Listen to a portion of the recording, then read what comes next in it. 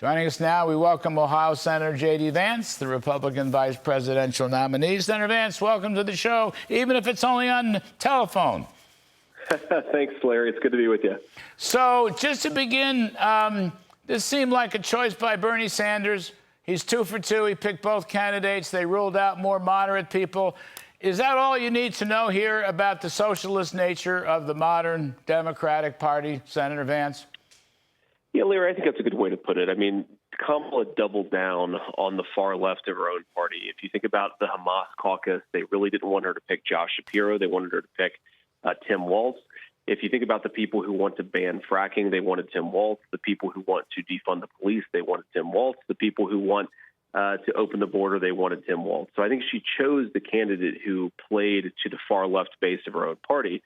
And I also think that she chose the candidate who, she actually agrees with on the core issues, because one of the big things that's happened over the last 2 weeks is Kamala Harris has been anointed by the media as this historic figure and, of course, is the presumptive nominee of the Democrat Party.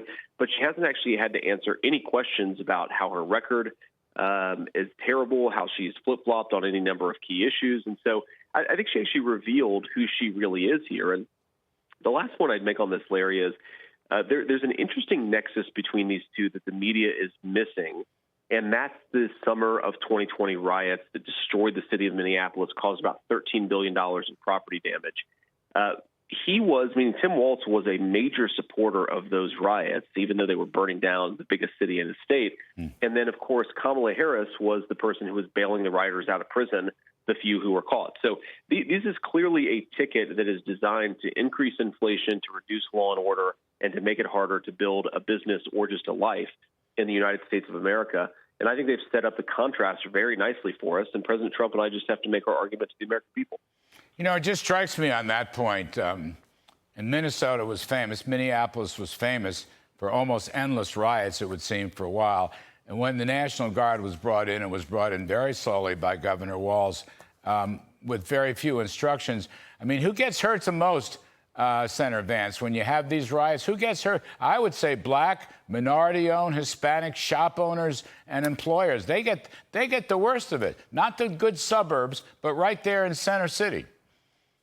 Yeah, that's exactly right. I mean, a really proud black business community there in Minneapolis was absolutely decimated by those riots. I mean, if you look at the demographics of the businesses that were destroyed, they were disproportionately owned by minorities, of course, people who serve some of the least fortunate in the Minneapolis area. And again, Tim Walz, it shows who he really answers to.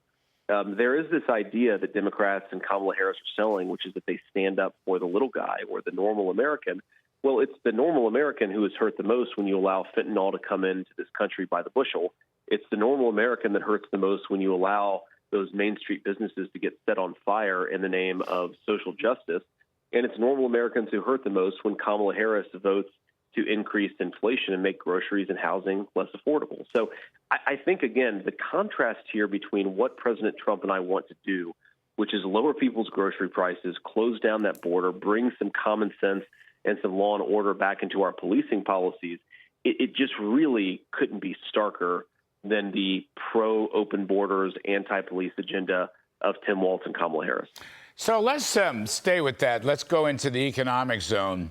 Governor Walz has a record of being a free spender and a taxer. Minnesota has the highest corporate tax in the country, as it turns out. That's not good. We've had big stock market crashes, as you well know. There's been softness throughout the economy. We may be on the front edge of a recession.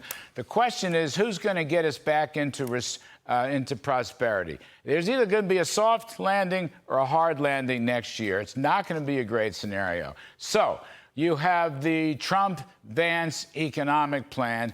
Give us your case, please, how you all plan to restore prosperity.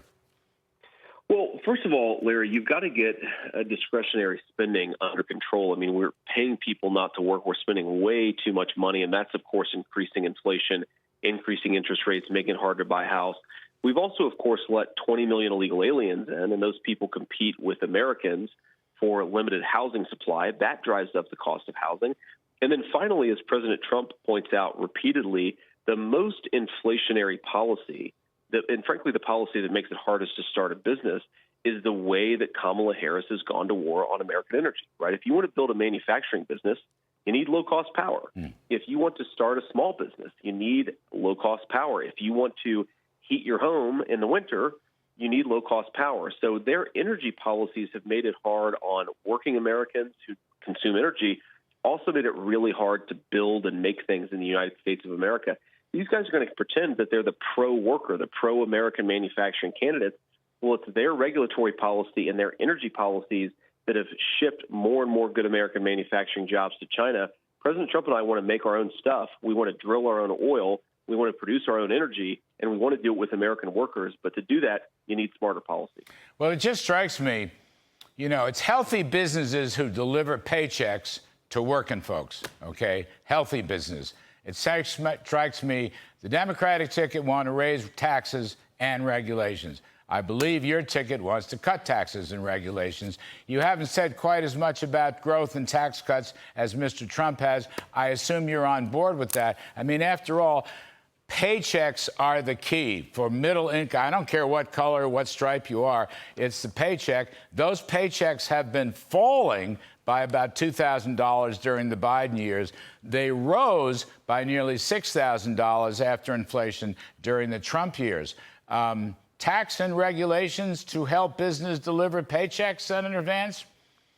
Yeah, it's very simple, Larry. I mean, if you remember, the left attacked Donald Trump for those tax cuts and said that they would actually make the deficit worse, when in reality we took in more revenue because the government got out of the way on the regulatory side, and the tax cuts spurred a lot of growth, which meant more people working, which meant more economic production, which meant the entire economy was healthier. And so I think it's very simple, right? If you overregulate the economy, if you tax people to death, you're going to have less production, you're going to have less business formation, you're going to have fewer people actually working in good jobs. We want good people working in good jobs. We want businesses to thrive and hire here in America. And I think that we have a pretty common sense regulatory and tax agenda that accomplishes exactly that. And the final point on that, when we talk about regulations, there are a whole host of ways in which Kamala Harris has been awful on the regulatory environment. But possibly the worst way, Larry, has been on energy, right? They're trying to drive American energy out of business with their regulations. And we have to stop that if we actually want to manufacture and make things in the United States. You and the president stay on that message? Taxes, regulations, drill, baby, drill. I mean, Senator Vance, you know, we talked a lot during the campaign season when you were running. We've talked since then. It's just not that hard. If you stay on that message, then I think those workers who want to get higher paychecks, you know, what Reagan called take-home pay, I think they'll understand your case if you stay on that message. And if Mr. Trump stays on that message. I give you the last word, Senator. Yeah, Larry, look, I agree with you. We want higher take-home pay. We want people to make more money. We want sort of good work to be rewarded in this country. And I think having a common-sense tax and regulatory agenda is really, really smart. The other thing, of course, is we want to close down that border. And I think that those are the two most important issues confronting the country. Last point I'll make, Larry, is this is not academic. This is not just about what Donald Trump is promising. He is promising lower taxes and reasonable regulations that promote growth. He also delivered it for 4 years. Right. And we had rising take-home pay. We had wages going up, and we had businesses starting and creating new companies at a record level. So it's not just what we want to do. It's what President Trump already did, and he can do it again if the American people give him another chance. Yeah, terrific stuff. You're on it. Kick it. Terrific stuff. Senator J.D. Vance, vice presidential candidate. We appreciate your time.